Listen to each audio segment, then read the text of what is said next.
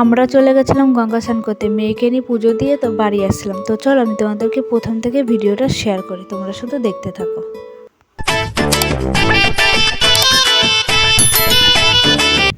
আমরা গঙ্গা স্নান করতে যাওয়ার জন্য এখানে আমি রেডি হচ্ছিলাম, কিন্তু দুঃখের বিষয় যে আমার দিদি যেতে পারবে না, কারণ ও আগের দিন গঙ্গা স্নান করে এসেছিল। সেই জন্য ও আমাকে টাকা দেবে বলে আজ এখানে এসেছিলো। এখানে যারা যারা আছে সবাই যাবে, শুধু দিদি বাদ দে। দিদিমার কাছ থেকে কিছু টাকা নিয়ে আমাকে দেবে, কারণ এই টাকাটা দিদি বলেছিল যে তুই ওখানে যাবে কিছু খেয়ে নিবে। আমি তো যেতে পারছি না, নাহলে তোকে খাতাম। যেহেতু টাকাটা আমি বাঁ হাতে নিয়েছিলাম, তাই টাকাটা আবারও নিয়ে বললো যে ডান হাতে টাকাটা নে। তাই আবার ডান হাতে টাকাটা নেওয়ার জন্য আমার বোন ক্যামেরাটা অন করলে, এই দেখো আমার কাছে টাকা, মানে পয়সাই পয়সা। আমাদের কেমন লাগছে তোমরা বলো। তো গাইস আমরা এখন বেরিয়ে পড়েছি, আমরা যাব এখন স্টেশনে। এই যে ও আছে, ওই যে আমাদের পুচকেটা নিয়ে যাচ্ছি, ঠিক আছে। আর আছে মা আর বোন চলে গিয়েছে আগে, ওদেরকেও দেখাবে স্টেশনে গিয়ে। চলো তোমাদেরকে দেখাই। আমরা হাঁটতে হাঁটতে চলে গেছিলাম স্টেশনে। বলো তো এটা কোন স্টেশন? নিশ্চয়ই তোমরা বুঝতে পারছো এটা কোন স্টেশন। এতক্ষণ ভিডিও করতে পারছিলাম না এই বুনোটার জন্য। তো গাইস এর জন্য আমরা ভিডিও করতে পারছিলাম না, কারণ এখন ঢপ আনতে গেছিল গঙ্গা স্নান করবে বলে। আমরা এখন স্টেশনে চলে এসেছি, আমরা এখন যাব ওই মাথায়। তো আমরা ওই মাথায় যেতে যেতে ট্রেন চলে এসেছিলো, তাই আমরা ট্রেনে উঠে পড়লাম। আর ট্রেনে ওঠার পর আমার মেয়ে ঠান্ডা লাগবে বলে সেই জন্য মা ওকে চাদর দিয়ে ঢেকে দিয়েছিল। আমরা যে ট্রেনের বগিতে উঠেছি সেটাই কিন্তু ভিন্নেই, যে তোমাদেরকে দেখাচ্ছে। কিন্তু পরের স্টেশনে যখন দাঁড়াতেই দেখো কত মানুষ উঠে গেল, কারণ আজকে যেহেতু মাধ্যমিকের পরীক্ষা, তাই আমরা এই পরের ভিডিওটা করতে পারিনি। সেই জন্য আমরা চলে গেছিলাম একদম রিস্কার ওপরে ওঠে নতুন ভিডিও দিতে। মা বোনদের সাথে কখনো বেরোনোই হয়নি, তাই আজ গঙ্গা স্নান করতে গিয়ে বললাম রিস্কায় যেতে, কারণ রিস্কায় আমার অনেক দিন চড়া হয়নি। সেই জন্য আমি এখন রিস্কায় করে যাব।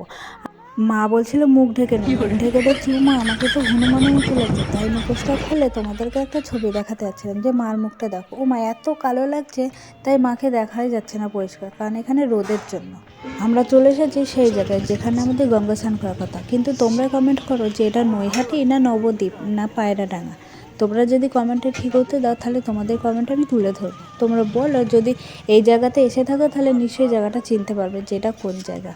আমরা এখন হাঁটা ধরেছি, কারণ আমরা এখন মন্দিরের মধ্যে ঢুকে গেছি। এই যে আমাদের মন্দিরটা, আর এই যে ফুল বাগান দেখছো, এগুলো খুব সুন্দর।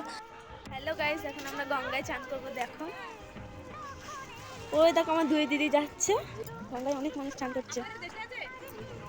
ওরা এখন ডুব দেবে, ঠান্ডায় ওরা ভয় পাচ্ছে। ওই দেখুন ওখানে পুজো দিচ্ছে গাইস,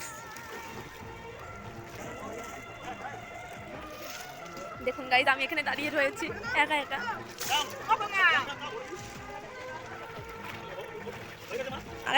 এই গঙ্গায় সবাই ডুব দিচ্ছে, আর ডুব দেওয়ার পরেই এই যে এখানে যে শিব ঠাকুরটা দেখতে পাচ্ছে সবাই এখানে পুজো দিচ্ছে। যেহেতু আমাদের ভিজে গেছিল তাই আমরা পুজো দিইনি। আমাদেরকে বলছিল না যে আমরা ঠান্ডায় ডুব দিতে পারছিলাম, দেখো নিজেই এখন ঠান্ডার জন্য আস্তে আস্তে হেঁটে যাচ্ছে যাতে ভয় না পায়।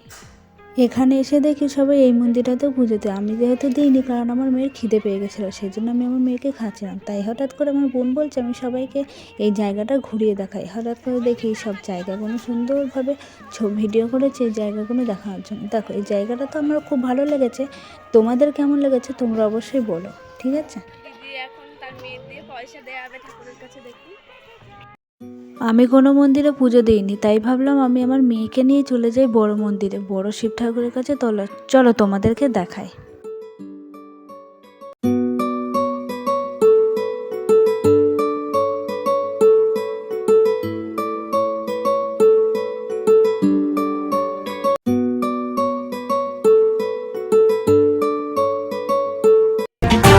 जटाटवी गलज्जल प्रवाह पावितस्थले कलेवलम्ब्य लम्बितां भुजङ्गतुङ्गमालिकान्तवड्डमड्डमड्डमन्निनादवड्डमर्वयं चकार चण्डताण्डवं तनोतु नः शिवः शिवम्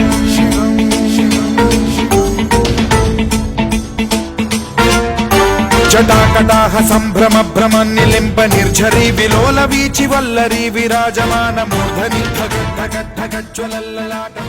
আমার মেয়েকে আশীর্বাদ করে দিয়েছে যে আমার কোলে দিয়ে দিল, বললে এবার তোমরা বাইরে যাই। তাই আমরা বাইরে চলে গেলাম। এখন চলে যাচ্ছি, দেখুন।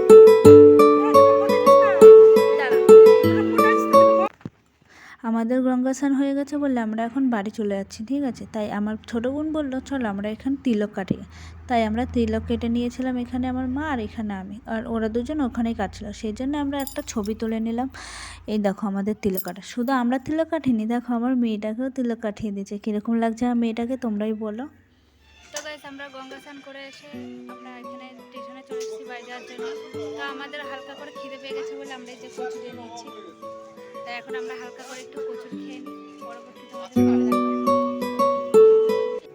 এখন এখানে আমাদের কচুরি খাওয়া খাই চলছিল, তাই আমরা সবাই মিলে কচুরি খেয়ে ট্রেনে উঠে পড়ে। ট্রেনে উঠে দেখি এ আবার পপকর্ন কিনেছে, ঠিক আছে, নিজেও কিনেছে আবার বুনুকেও ডাকছে। ওর বুনুকে দেখবে ওই যে ওর বুনু, তাই ও খাবে না বলেছে বলে ও একটাই নিয়ে রেখেছে। কিন্তু আমারও এখানে অনেক কিছু খেতে কিছু হচ্ছিলো, কিন্তু আমি খেতে পারছিলাম। ওই যে ওখানে আঙুল ফল দেখতে পাচ্ছ, ওই যে আঙুল ফলগুলো, ওইটা আমার খেতে ইচ্ছা হচ্ছে, কিন্তু আমার মা বললো যেহেতু টক মিষ্টি এখন আমার খেতে নেই, তাই আমি খাইনি। আমার কিছু খেতে নেই বলে তাই ভাবলাম দুটো পেন কিনে নিই। হ্যাঁ, দুটো না, 2 টাকা করে 5টা কিনে নিয়েছি। কেমন হয়েছে তোমরা বলো।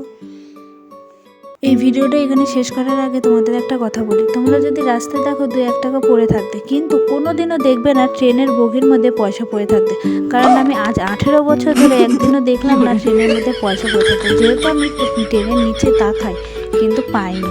আমার ভিডিওটা আমি এখানেই শেষ করলাম। আর যদি কোনোদিনও পয়সা পাই আমি তোমাদেরকে অবশ্যই জানাবো।